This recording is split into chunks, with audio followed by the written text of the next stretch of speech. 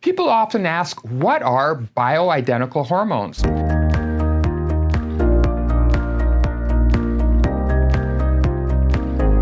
Well, if you break the word down, bio refers to the body and identical means, as it says, identical. So bioidentical hormones are hormones which are identical to what the human body produces. So they're identical in both their structure and in their function. And so nowadays you can virtually get any hormone in the bioidentical form. Common ones we prescribe at our clinic include estrogen, progesterone, testosterone, thyroid hormones, adrenal or stress hormones. So most of the hormones you can get in the natural or the bioidentical form. This is compared to synthetic hormones, which some are still available. And it doesn't make logical sense if you're going to take a hormone to replace it, that you would take something that's foreign to the human body. Just like a lock and key, a synthetic hormone will not have the perfect fit like a bioidentical hormone would.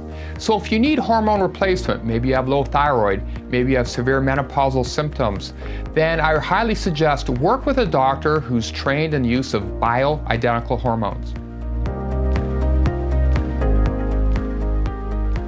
For a complete list of treatments offered and conditions addressed at the Stangler Center for Integrative Medicine, please visit our website.